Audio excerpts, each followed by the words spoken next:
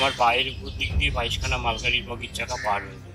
আমি সৌরভদার খুব আইকন আমার এতে, কারণ আমি অনেক সৌরভদার আশীর্বাদও আমি পেয়েছি। সৌরভ গাঙ্গুলির কথা বলছি। সৌরভ গাঙ্গুলি ছিলেন, দাদার আশীর্বাদ পেয়েছি।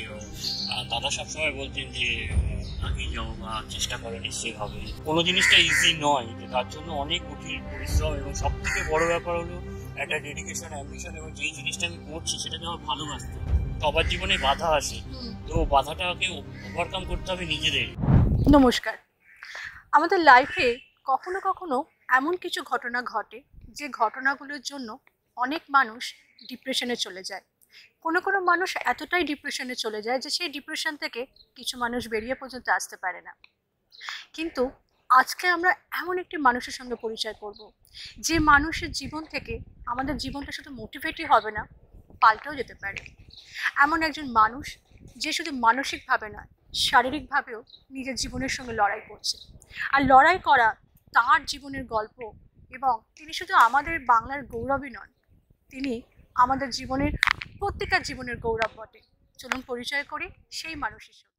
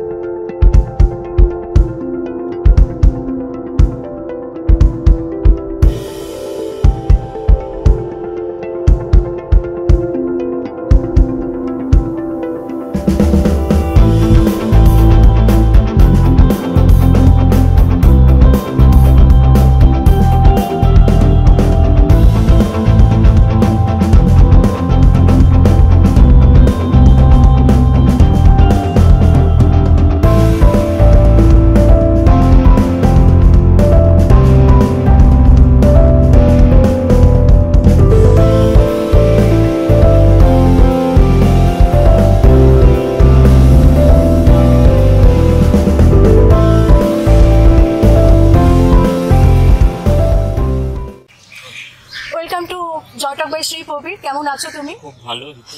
তুমি কেমন আছো? আমি খুব ভালো আছি। আর তোমার এই যে এই লাইফ, আমি চাই যে সবাই জানুক। যে আমাকে একটু বলো যে এই যে প্রাইম মিনিস্টারের হাত থেকে অ্যাওয়ার্ড পাওয়া, যেটা হয়তো অনেক মানুষেরই স্বপ্ন থাকে, যেটা তুমি সাকার করেছো, তার পেছনের গল্পটা কি? পিছনের গল্প বলতে আমার তো জন্ম হয়েছিল আর 5জন সাধারণ ছেলের মতনই। তো একটা রেল অ্যাক্সিডেন্টে ছোটবেলায় আমার বাবাটা কাটা যায়। তো তারপর থেকে তো লড়াই সংগ্রাম চলছে জীবনে। আর জীবনের স্বপ্ন বা এগিয়ে যাওয়ার তাগিদটা সবারই থাকে। যখন আমরা পথ চলা শুরু করি, তো উঠে দাঁড়াই মা বাবার হাত ধরে, এবং গুটি গুটি পায়ে এগিয়ে যাওয়া, এবং আস্তে আস্তে নিজেকে শক্ত করা। তো সেই সময় তো আমার জীবনে ধাক্কাটা লাগে 4 বছর বয়সে। আচ্ছা, তখন তোমার মাত্র 4 বছর বয়স? তখন 4 বছর বয়স। আর এই ইনসিডেন্টটা কিভাবে হয়েছিল প্রবীর? অ্যাকচুয়ালি ওই রেলের যে ট্রাক আছে, যে এক লাইন থেকে আরেক লাইনে গাড়ি যায়, সেই ট্রাকের পয়েন্টের মধ্যে আমার বাবাটা আটকে যায়, এবং আমার পায়ের উপর দিক দিয়ে 22খানা মালগাড়ির বগির চাকা পার হয়ে যায়। তো তখন মা এক পাশে, বাবা এক পাশে, মাঝখানে আমি। তো সাইডে আমাকে শুয়ে দেওয়া হয়। তো আমার পায়ের উপর দিক দিয়ে মালগাড়ির চাকা পার হয়ে যাওয়ার পর আমার বাবাটা বাদ হয়ে যায়। তো তারপরে মা বাবাও খুব ভেঙে পড়েছিল, এবং আমি ছোট তখন। তো সেই অবস্থাতে অতখানি মনে না থাকলেও এখন সবাই বলে শুনি যে, আমি বলি না আমার কিছু হয়নি বা আমার কোনো লাগেনি, যে মা বকবে বাবা বকবে, তাই জন্য। তো আফটার অল আমার পাটা বাদই হয়ে যায়। তারপরে আবার নতুন করে এই ক্যাচ নিয়ে উঠে দাঁড়ানো, এবং পথ চলা শুরু করি এই ক্যাচ নিয়ে। তারপরে পড়াশোনা শুরু করি। তো সবারই একটা স্বপ্ন থাকে যে জীবনে এগিয়ে যাওয়া এবং নির্দিষ্ট একটা লক্ষ্য তৈরি করা। তো আমি ফ্রেন্ডদের সঙ্গে খেলা শুরু করি, এবং স্কুলে যে অ্যানুয়াল স্পোর্টস হয় সেখানে আমি 100 মিটার 200 মিটারে আমার ফ্রেন্ডদের সঙ্গে, স্কুল কলিগদের সঙ্গে আমি ইভেন্টে অংশগ্রহণ করি, অ্যানুয়াল স্পোর্টসে। তারপরে আমি জানতে পারি যে আমাদের মধ্যে ফিজিক্যালি চ্যালেঞ্জ স্পেশাল ইভেন্টদের স্পোর্টস হয়। তো সেখানে আমি আস্তে আস্তে নর্থ চব্বিশ পরগনা ডিস্ট্রিক্ট থেকে আমি খেলাধুলো শুরু করি। তারপরে স্টেট থেকে ন্যাশনাল, এবং ন্যাশনালের পর ইন্টারন্যাশনাল সব পজিশন এশিয়ানে ভারতবর্ষ তথা পশ্চিমবঙ্গকে লং জাম্পে সিলভার এনে দিই। এবং চেষ্টা করছি যে আরও বহু ইন্টারন্যাশনাল মিটে অংশগ্রহণ করেছি। তো হয়তো আমি বলছি এই কথাটা মানে খুবই অল্প সময়ের মধ্যে যেতে হয়েছে, কিন্তু লড়াই সংগ্রামটা অনেক কঠিন সবার পক্ষে, তেমনি আমার পক্ষেও ছিল। বহু বাধার মধ্যে দিয়ে আমাকে আগিয়ে যেতে হয়েছে এই জায়গাটায়। কারণ অ্যাকচুয়ালি যখন আমি ঠিক করি যে আমি লং জাম্প করবো বা রানিং করব, তো আমি তখন প্রথমে আমার কোচের কাছে যাই। তো আমার কোচকে যখন আমি গিয়ে বলি স্যারকে, স্যার আমার তখন শুনে উনি কিছুক্ষণ ভেবে আমাকে বলেন, কেন তুমি চলে আসো প্র্যাকটিসে, মানে একদম নর্মালি যেরকম মানে সবার মতন এতে। আমি তখন বললাম স্যার আসবো এতে? বললেন হ্যাঁ নিশ্চয়ই চলে আসো। তো আমি পরের দিন থেকেই স্যারের, এবং স্যার সেটাকে স্বপ্ন আমাকে আরও দেখান যে সবাই যখন পারছে তুমিও পারবে, এই পারবে, বা যেগুলো ভুল হয় বা যেগুলো হয়তো ঠিক মতন আমি নিতে পারছি না, তো তখন বকাও খেতে হয়। আর বকাটাই তো আমাদের কাছে আশীর্বাদ দিতে। তো সেইভাবে এগিয়ে যাওয়ার চেষ্টা করছি, আপনারাও এখনো সেইভাবেই চালিয়ে যাচ্ছি। কিন্তু তোমার এই যে তুমি এতটুকু সময়ের মধ্যে যে কথাটা তুমি বললে যে তুমি অনেক ইন্টারন্যাশনাল স্পোর্টসে ভাগ নিয়েছো, অনেক মিটে ভাগ নিয়েছো, কিন্তু সেটা কত ইজি ছিল না প্রবীর, যথেষ্ট তো অনেক অবস্টাকল তোমাকে ক্রস করতে হয়েছে। হ্যাঁ খুবই, কারণ আমরা তো মধ্যবিত্ত পরিবারের লোক, তো সেই ক্ষেত্রে একটা স্পোর্টসের অনেক ইকুইপমেন্ট বা ফুড বিভিন্ন ধরনের বা খেলতে যাওয়ার ক্ষেত্রেও যে আর্থিক সহযোগিতা সব থেকে দরকার।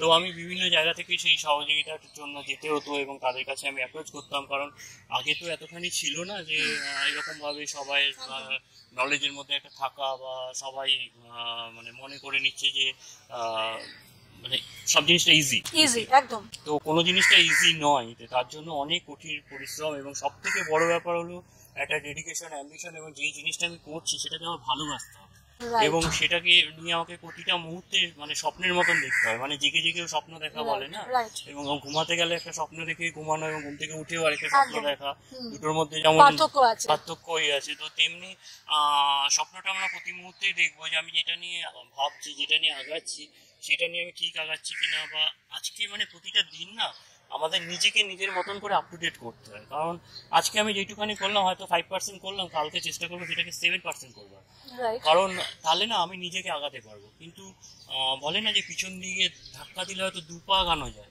কিন্তু নিজের মন থেকে বা নিজের ইচ্ছা শক্তিটাকে যদি আমরা ধাক্কা দিতে পারি না, তাহলে কিন্তু অনেক দূর আগিয়ে যাওয়া যায়।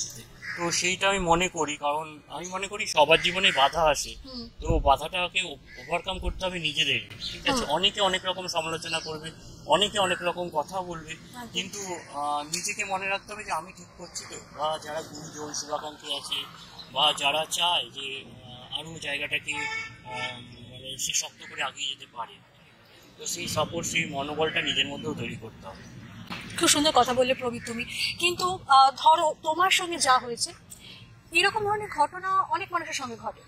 কিছু মানুষ একদম ডিপ্রেশনে চলে যায়, বা সামান্য কিছু ঘটনা ঘটলেও অনেক মানুষ ডিপ্রেশনে চলে যায়। তুমি সেখানে দাঁড়িয়ে শুধু নিজের জীবনকে উঠেই দাঁড়াওনি, তুমি নিজের লাইফটাকে এমন একটা জায়গায় নিয়ে গেছো যেখানে এক্সাম্পল সেট করেছো যে না এটাও হতে পারে, এটাও হতে পারে। মানে এত বড় একটা ইনসিডেন্ট হওয়ার পরেও একটা মানুষ লড়াই করে এরকম একটা এক্সাম্পল সেট করা it's not a easy process. কিন্তু তুমি সেই মানুষগুলোকে কি বলবে প্রবীর, যারা ধরো কিছু জীবনে ঘটনা ঘটলো, খুব সহজে তারা ডিপ্রেশনে চলে যায়। কিছু মানুষ হয়তো মানে সামনের দিকে ভাবতেই পারে না, জীবনটাকে তারা ভাবে যে এখানেই শেষ হয়ে গেল। তুমি কি বলবে সেই জায়গায়? অ্যাকচুয়ালি মানে এখনকার জেনারেশনে বা এখনকার সময় আমি বলবো কেউ কিন্তু থেমে নেই। মানে যারই একটা অ্যাক্সিডেন্ট হোক বা কিছু হোক জীবনে, বা যে কোনো প্রকারে হোক ধাক্কা লাগুক, সে কিন্তু মোটিভেটেড হয়ে আগিয়ে যায়। কারণ একটা জিনিস কি, যেটা চলে গেছে চলে গেছে, সেটা নিয়ে তো ভেবে লাভ নেই, সামনেরটা নিয়ে ভাবতে হবে। মানে যেটুকু আছে সেটুকু নিয়ে যতদিন পৃথিবীর আলো দেখছি, যতদিন পৃথিবীর মধ্যে হেঁটে চলে বেড়াচ্ছি, নিজেকে কিছু করে আগিয়ে যেতে হবে, নিজেকে নিজের জায়গাটা প্রমাণ করে দেখাতে হবে যে আমিও পারি আর 5 জনের মতো। ঠিক আছে, তো আমি মনে করি যে আলাদাভাবে ভাববার কিছু নেই। কারণ আমি তো আমার ফ্রেন্ডদের সঙ্গে, এমএলদের সঙ্গে আমি প্র্যাকটিস করি, এখনো এমএলদের সঙ্গে প্র্যাকটিস করি, তো সেখানে কোনো ডিফারেন্ট বলে কিছু হয় না। কারণ একটা প্র্যাকটিস করতে গেলে বা একটা কোনো দিকে অ্যাচিভমেন্ট করতে গেলে সে যখন করছে সাধারণ মাঝখানেই করছে, সে কিন্তু আলাদাভাবে কিছু গিয়ে করছে না, কারণ কোনো কিছু আলাদাভাবে কিছু হয় না। ফ্যাসিলিটিও তুমি সেরকম ভাবে কিছুই পাচ্ছ না, নরমালি যারা যে ফ্যাসিলিটি পাচ্ছে তুমিও কিন্তু সেম ভাবে একদম চলে যেতে হচ্ছে। এবার অনেকের মনে না একটা ভয় থাকে, বা আমি যখন খেলাধুলো শুরু করি তখন মা বাবা হয়তো ভাবতেন যে একটা পায়ে আবার চোট না লেগে, চোটও লেগেছে, আর্ডেলসের চোট লেগেছে, রানিং করতে গিয়ে চোট লেগেছে, কিন্তু লাগতে তো পারে, ঠিক আছে, দেখি না কিভাবে আরো আগিয়ে যাওয়া যায় এতে। তো সেই ক্ষেত্রে তো এখনো তো প্রতিটা মুহূর্তে ধাক্কা খেতে হয়, কারণ মানে জীবনে তোমার এত বড় একটা চোট লাগার পরে এই চোটগুলো বোধহয় তোমার কাছে খুবই সামান্য। মানে কারণ একটা জিনিস কি হয় যে কিছু করতে গেলে সেটা তো একটা বাধা আসে, বা হয়তো আমি যে জিনিসটা ভুল করব সেটাকে শিখতে গেলে আমাকে ধাক্কা খেতেই হবে। তো ধাক্কা খেয়ে আমরা সোজাভাবে আগিয়ে যাই। এবং সব থেকে বড় ব্যাপার কি যে নিজেকে একটা চক আউট তৈরি করতে হয় যে আমি কখন কোনটা করবো, বা কিভাবে করবো, বা কিভাবে সময়টাকে আমার যেইটা নিয়ে আমি স্বপ্ন দিই সেটাকে আমি কাজে লাগাবো, এবং সেটাকে নিয়ে অনেস্টি ভাবে আগিয়ে যাবো। আর বিভিন্নভাবে নিজেকে প্রিপেয়ার করতে হবে, নিজেকে চক আউট করতে হবে যে মানে আমি যেটা ভাবছি সেটা ঠিক তো, বা সেই জায়গাটা ঠিক তো। কারণ আমরা কি করি, অনেকে না অনেক জায়গায় ছুটে বেড়াই, কোনটা কোন জিনিসটা, এবার সঠিক জায়গাটাকে বাঁধতে হবে, যে সঠিকভাবে সেটাকে নিয়ে আগিয়ে যেতে হবে, যে আমি এটা পারবো, এই মনের মধ্যে এটা ঢুকে এটা পারবো, আমার দ্বারা সম্ভব, সাকসেসের জায়গায় চলে আসবে আমি মনে করি। মানে তুমি বলছো মানসিক শক্তিটা আমাদের বেশি দরকার শারীরিক শক্তির থেকে। নিশ্চয়ই, কারণ মা বাবা তো আছেই সাপোর্ট দেওয়ার, তারপরে কোচ বা যারা শিক্ষাগুরু আছেন তাদের কথাও সবসময় শোনা উচিত। অনেক বাচ্চা আছে হয়তো সে চলে যেতে পারবে, বা তাকে হয়তো বাধা দেওয়া হচ্ছে না এটা করে, বা অনেকে হয়তো মানে ইচ্ছেটা আছে সেইভাবে সে সাপোর্টটা পাচ্ছে না, মানে সে যে দিকটা যেতে চাইছে তাকে সেই দিকে মোটিভেটেড করা হচ্ছে না। তো অবভিয়াসলি কারণ ছোট থেকেই তো আমাদের প্ল্যাটফর্ম শুরু হয়, তো সেই জায়গাটা যদি আমরা সঠিকভাবে বেছে নিই, বা সঠিক জায়গাটায় যদি আমরা গিয়ে আমাদের লড়াই সংগ্রামের জায়গাটা তৈরি করতে পারি, তো আমরা নিশ্চয়ই একটা জায়গায় পৌঁছে যেতে পারবো। তুমি এতদিন লং জাম্প নিয়ে এতগুলো মেডেল নিয়ে এসছো, আমাদের দেশকে একটা জায়গায় পৌঁছেছো, এখন তুমি রাইফেল শুটিং এ গেছো। হ্যাঁ, কারণ অ্যাকচুয়ালি এটার পিছনে একটা ঘটনা আছে, কারণ আমার যারা ইন্টারন্যাশনাল কম্পিটিটর আছে সবাই ওই ফরেন লিম নিয়ে জাম্প করছে, যেটা আর্টিফিশিয়াল লিম বলা। তো আমি সেটা মানে লাগিয়েছিলাম, কিন্তু আমার স্ট্যাম্পটা খুব ছোট, এবং তাই জন্য যেহেতু ছোটবেলা থেকে আমার মানে এরকম অ্যাক্সিডেন্ট হয়েছে, তো সেই ক্ষেত্রে কিছু অসুবিধা প্রবলেম হচ্ছিল, তো আমি দেখলাম আমার সময় চলে যাচ্ছে সেট করতে করতে, এবং ওয়াল লেগে জাম্পিং এর প্রবলেম হচ্ছিল। তো সেই ক্ষেত্রে আমি তাই জন্য ঠিক করলাম যে আমি ইভেন্টটাকে চেঞ্জ করবো। তো তারপরে আমার কোচ জয়দীপ কর্মকার অলিম্পিয়ান স্যারের সঙ্গে দেখা হলো, এবং দাদাকে বললাম যে আমি এরকম, তা দাদা বললো ঠিক আছে আমি রাইফেলে তোমাকে সেইভাবে প্রিপেয়ার করে নেবো, এই সাথে তুমি সেরকম সময় দিলে।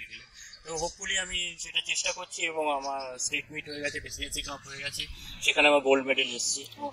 তো এটাও আমার নতুন লড়াই, একটা জার্নি আমার এতে।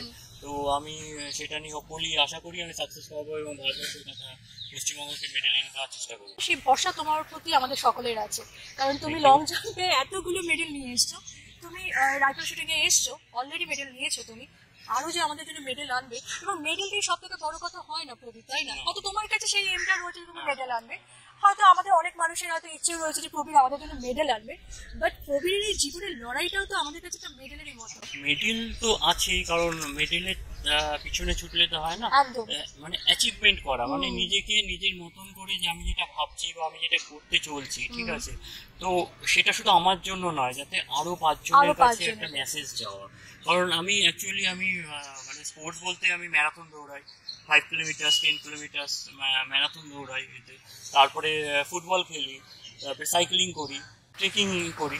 আমার কাছে মনে হয় কি যে যতদিন জীবনে যেটুখানি আছে, যদি আমার মধ্যে সেই ক্যাপাসিটি থাকে, বা আমি যদি নিজের তাগিদটাকে সেইভাবে নিতে পারি, তো চেষ্টা করে দেখি না সেই জিনিসগুলো করবার।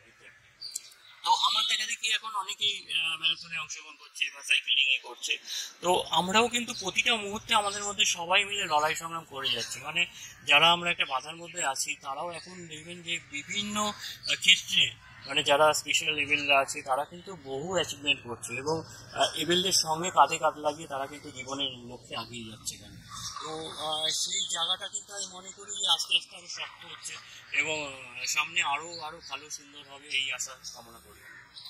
তুমি তো মানে খুব পড়াশোনার ক্ষেত্রে খুব বেশি মেরিট স্টুডেন্ট তো করতে ছিল না, আমি নর্মালি যেরকম পড়াশোনা করার যেরকম ভাবে করবো সেটুকুনি করেছি, কারণ খেলাটা নিয়ে স্বপ্ন বেশি ছিল। এটা তো কেন আমি এই প্রশ্নটা করছি, সেটা হচ্ছে যে অনেক বাবা মা বা অনেক অভিভাবককে দেখা যায় যে তাদের ছেলে মেয়েদেরকে সবসময় ভালো নাম্বারের দিকে পুশ করা হয় যে তোমাকে ভালো নাম্বার ভালো মার্কস আনতেই হবে, বা সেই দেখুন যে সেই বাচ্চাটি হয়তো অন্য ব্যাপারে অনেক বেশি ইন্টারেস্টেড, হয়তো স্পোর্টস বা কোনো ড্রয়িং বা কোনো মিউজিক, সেই ব্যাপারে অনেক বেশি ইন্টারেস্টেড।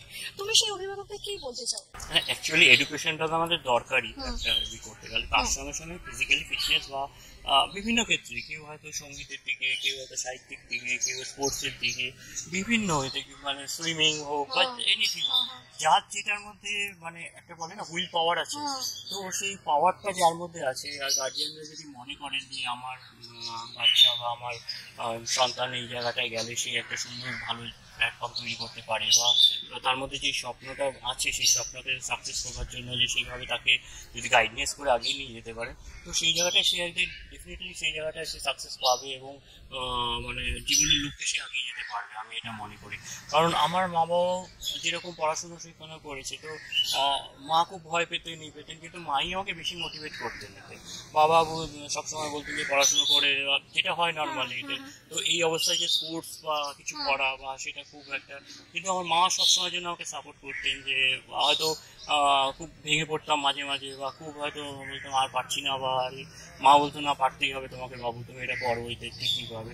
তো আস্তে আস্তে আমি মানে সেই জায়গাটা, এমনকি বললাম যে কোচের কাছে অনেক নানান কারণে নানান এতে বকা পেয়েছি, কিন্তু যখন সেই স্যার, আমি যখন মেডেল নিয়ে ফিরছি এবং স্যার যখন সেই এয়ারপোর্টে রিসিভ করছেন তো তখন বুঝেছিলাম যে স্যারের বকাগুলো আমার কাছে আশীর্বাদ ছিল। কারণ আজকে না হলে এই প্ল্যাটফর্মটায় আমি এসে দাঁড়াতে পারতাম না, বা এই জায়গাটায় আমি হয়তো পৌঁছাতে পারতাম না, যে এত গুণীজন বা আমার ফ্রেন্ডদের বা আমার আশেপাশে যারা আছে, যারা আমাকে নিয়ে এখনো ভাবেন যে আমি আরো কি করছি বা কিভাবে আগাচ্ছি, কিভাবে তৈরি করছি।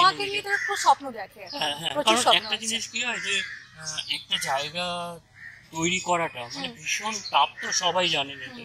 তো সেই জায়গাটা নিয়ে লড়াই করলে না, যখন সাকসেস পাওয়া যায় না, তখন নিজের কাছে একটা আনন্দ বেশি মনে হয়, যে মনে হয় আরো কিছু করতে হয়, বা আরো হয়তো এই জায়গাগুলো মানে পিছনের জিনিসগুলো যখন ভাবা হয় না, যে এগুলো আমার ভুল ছিল, এখন এগুলো ঠিক করতে পারলে আরো হয়তো অ্যাচিভমেন্টটা ভালো হতো, আরো হতো। আমি যেই নতুন ইভেন্ট নিয়ে কাজ শুরু করেছি, তো সেটা নিয়ে এখনো ভাবছি, বা সেরকম ভাবে নিজেকে প্রিপেয়ার করছি যে আমাকে আরো যেতে হবে, বা আমাকে এখন দিনকে দিন যত আসছে না, সবার মধ্যে কম্পিটিশন তৈরি হয়ে যাচ্ছে, তো সেই প্ল্যাটফর্মটা খুব কঠিন, সেই জায়গাটায় পৌঁছানো, বা সেই জায়গাটা আশা করি সকলের ভালোবাসা শুভেচ্ছা নিয়ে এবং ঈশ্বরের আশীর্বাদ নিয়ে আমি সেই জায়গায় পৌঁছাতে পারবো। তো দেখা যাক, লড়াই সংগ্রাম চলছে। এখানেই আমার একটা প্রশ্ন আছে, তোমার বাবা মাকে তো আমার কুর্নিশ, তোমার কোচকেও আমার কুর্নিশ, যে তারা এরকম একজন মানুষকে আমাদের সামনে তুলে ধরেছেন, এবং তাদের যে ডেডিকেশন সেটাকে অবভিয়াসলি মানে কুর্নিশ না জানিয়ে পারা যায় না। কিন্তু এই যে তুমি বললে ঈশ্বরের ইচ্ছা, তুমি ভগবানে কতটা বিশ্বাস করো? না, ভগবান তো আছেই, এতে কারণ ঈশ্বর প্রতিটা মুহূর্তে, এবং নিজের বিশ্বাস নিজের মানে সবকিছুটা নিজের কাছে। মানে আমরা যখন মাঠে নামি না, তখন কিন্তু প্রণাম করেই মাঠটায় নামি, তো আমরা যখন কোনো কিছু করি না, যে বিদ্যা বা এই সরস্বতী মায়ের আশীর্বাদ নিয়ে আমরা সেটা শুরু করি, তো ঈশ্বর আছেন এতে। তো সেইটা কিন্তু ওই যে বললাম যে নিজেকে নিজের তৈরি করতে হবে, মানে আমি যদি শুয়ে বসে থেকে আমি ভাবি এটা হয়ে যাবে ওটা হয়ে যাবে, তোমাকে নামতে হবে, এবার বাদ বাকিটা তো গুরুজন বা ঈশ্বরদের আশীর্বাদ। মানে ঈশ্বরও তোমার টেস্ট নেয় যে তুমি কতটা দিতে পারছো নিজেকে, তারপর তো ঈশ্বর রয়েছে। সব ক্ষেত্রেই আসে, মানে আমি হয়তো 2 পা গেলাম, এখনই হয়তো কিছু কারণে আমার চোট লাগতেই পারে, ঠিক আছে, কিন্তু মানুষ তো কিছু একটা ঘটনা ঘটলেই দেখি সব থেকে আগে ঈশ্বরকে বলে দোষী করে না, যে ভগবানই আমার সাথে এরকম ধরনের একটা ঘটনা ঘটলো। একটা যার যার পরিকল্পনা, যার যার ভাবনা, ঠিক আছে, কারণ আমি মনে করি যে কর্ম করলে তার ফল পাওয়া যায়, ঠিক আছে। তো আমি যদি 2 ঘন্টা আমি আমার মানে যেই ইভেন্ট নিয়ে আমি করছি সেটার দিকে যদি ফোকাস করা যায়, এবং পরের দিন যদি সেটা আমি 10 মিনিট আরও বাড়াই, 7 ঘন্টা বাড়াই, করতে করতে কিন্তু আমারই অ্যাচিভমেন্টের জায়গাটা বাড়বে, বা আমারই পারফরমেন্সটা কিন্তু বাড়বে, ঠিক আছে। সুতরাং আমি যদি সেই জায়গাটায় ফোকাস দিই, আমার মনে হয় বেটার। কারণ একটা জিনিস হয় যে একটা দিন চলে যায়, সেটা তো আর ফিরে পাওয়া যায় না, তো সময় নষ্ট না করে সেইভাবেই তাকে প্রিপেয়ার্ড হওয়া দরকার। প্রবীর শুধু আমাদের একজন মেডেল জয়ী খেলোয়াড়ই নয়, অভিনেতাও বটে। তিনি অনেক র্যাম্প ওয়াক করেন, তিনি অনেক জায়গায় অভিনয় করেন, রিসেন্টলি তোমার বোধহয় নেটফ্লিক্সে অভিনয় করার কথা চলছে প্রবীর। এখন কথা চলছে, এখনো ফাইনাল কিছু হয়নি। এই মডেলিং বা ফটোশ্যুট বা বিভিন্ন এইগুলো আমি বিভিন্ন জায়গায় প্রোগ্রামে যেতাম, তো যারা আসতেন তাদের বলতাম যে আমরাও কাজ করতে চাই, তো তখন তারা বলতো ঠিক আছে তোমাকে নিয়ে শুরু করি। তো হোপফুলি সেটা নিয়েও এখন মানে অনেকে আমাকে নিয়ে কাজ করছে, তো তাদের কাছে আমি থ্যাঙ্কস যে তারা মনে করেছেন যে সেই প্ল্যাটফর্মটা আমাকে দিচ্ছেন যে আমি মডেলিং বা অ্যাক্টিং হোক বা ফটোশ্যুট হোক সেগুলো করতে পারছি। কারণ আমার না নতুন নতুন করার কিছু স্বপ্ন থাকে সবসময়, যে ঠিক আছে দেখি না ওরা যখন পারছে আমি কেন পারবো না। আমার ইচ্ছাটা না সেইভাবেই নিজেকে আগায়, এবং আমি চাই যে আমার দেখা দেখি সবার মধ্যেই যারা এরকম আছে স্পেশাল লেভেলে স্বপ্ন থাকে, ঠিক আছে, তাদের যদি একটু প্ল্যাটফর্ম একটু সুযোগ আপনারা দেন না, তারাও কিন্তু দেখবেন আপনাদের মতনই আগিয়ে যাচ্ছে। মানে সুতরাং আমি মনে করি যে মানে একটা সুন্দর জায়গা, একটা সুন্দর ভিউ পেলে না সেই জায়গাটায় আগিয়ে যাওয়া অনেক অনেক অনেক বেটার। এই যে তুমি বারবার স্পেশাল কথাটা বলছো, উল্লেখ করছো, আমার মনে হয় যে সত্যি প্রবীর খুব স্পেশাল। একটা মানুষ এত কিছু করতে পারে, মানে তুমি একটা মানুষ এত কিছু করছো, মানে এতদিন লং জাম্পে ছিলে, এবার রাইফেল শুটিং এ এসছো, অভিনয় করছো, র্যাম্প ওয়াক করছো, আর আমাদেরকে তো প্রতি মুহূর্তে মোটিভেট করেই যাচ্ছ। সেটা নয়, আমিও তো কিছু থেকে মোটিভেট হই, কারণ আমি সৌরভদার খুব আইকন আমার এতে, কারণ আমি অনেক সৌরভদার আশীর্বাদও আমি পেয়েছি। সৌরভ গাঙ্গুলির কথা বলছি, সৌরভ আমাদের ইন্ডিয়ান ক্যাপ্টেন, প্রাক্তন ইন্ডিয়ান ক্যাপ্টেন ছিলেন, দাদার আশীর্বাদ পেয়েছি। এবং দাদা সবসময় বলতেন যে আগেই যাও বা চেষ্টা করো, নিশ্চয়ই হবে এতে। তো আমরা কিছু না কিছু থেকে তো মোটিভেট হই এতে, তো সেইগুলোকে না মানে ভাবতে হয় যে সেও পারছে আমি কেন পারবো না, বা আমার মধ্যেও সেই জায়গাটা আছে। তো আমি যেগুলো সত্যি কথা, আমি ছোটবেলায় যেগুলো ভাবতাম না যে আমারও কবে খবরের কাগজে বা কবে টিভিতে দেখানো হবে এইভাবে, তো যখন ফার্স্ট টাইম সেই জায়গাটা আসলো না, তো নিজের প্রতি একটা খুব আনন্দ বা নিজের প্রতি মনে হতো যে আত্মবিশ্বাসটা অনেক বেশি বেড়ে যায়। আর অ্যাওয়ার্ড পাওয়া মানে কি একটা তাগিদ আরো বেড়ে যাওয়া, যে এত লোক আমার প্রতি আরো একটা স্বপ্ন হচ্ছে যে আমি যাতে আরো দেশকে তথা আমার ভারতবর্ষকে গর্বিত করতে পারি, পশ্চিমবঙ্গকে আরো গর্বিত করতে পারি, আমি মেডেলে নিতে পারি এবং আরো নতুন নতুন কিছু করতে পারি। তো সেই ভালোবাসাটা, সেই আশীর্বাদটা যখন পাই না, তখন মনে হয় যে না আমার আরো কিছু করবার বাকি আছে। তো হোপফুলি যতদিন একটা তো বয়সের ব্যাপারটা থাকে, তো সেই জায়গায় চেষ্টা করছি করে যাওয়ার, আর স্পোর্টস নিয়ে জীবন কাটিয়ে যাওয়ার আমার চেষ্টা খুবই। তো সেই সপ্তাহে প্রতিটা মুহূর্তে আমি দেখি। প্রবীরের কথায় যে প্রবীর কারোর থেকে মোটিভেট হয় এবং সেও নিজের আত্মবিশ্বাসটাকে ফিরে পায়, কিন্তু আত্মবিশ্বাস আত্মা থেকে আসে। নিজের আত্মাকে আমাদেরকে ততটাই বিশ্বাস করতে হবে, তবে গিয়ে আত্মবিশ্বাস আমাদের মধ্যে আসে। তাই তো প্রবীর, তবে তোমার সঙ্গে কথা বলে খুব ভালো লাগলো, কিন্তু অনেক কিছু জানা বাকি রয়ে গেল। হয়তো প্রবীরের সঙ্গে আরো অনেক কথা বলার ইচ্ছে রইলো, কিন্তু একটা এপিসোডে হয়তো সেটা কমপ্লিট হবে না। নিশ্চয়ই আবার আমি আরো মেডেল অ্যাচিভ করে আসি এবং আরো ভারতবর্ষকে তথা পশ্চিমবঙ্গে গর্বিত করবার চেষ্টা করি। ফিঙ্গার ক্রস যেন আমাদের প্রবীর আমাদের জন্য আরো মেডেল নিয়ে আসুক, আর প্রবীর যেন আমাদেরকে এরকম ভাবে প্রতিটা মুহূর্তে মোটিভেট করতে থাকে। সকলকে শুভেচ্ছা অভিনন্দন জানাই, সকলে ভালো থাকবেন, সুস্থ থাকবেন এবং আমাদের পাশে থাকবেন, আমরা করবো জয়। Thank you so much. আপনাদেরকে বলি আজকের এপিসোড কেমন লাগলো অবশ্যই কমেন্ট সেকশনে জানাবেন, আর প্রথমবার যদি আমার চ্যানেল দেখে থাকছে তাহলে সাবস্ক্রাইব করতে ভুলবেন না। জয় টকবের শ্রী থেকে আপনাদের সকলকে ভালো থাকার অভিনন্দন জানানো হচ্ছে। সবাই ভালো থাকবেন আর লাইক করবেন আর জানাবেন কেমন লাগলো আজকের এপিসোড।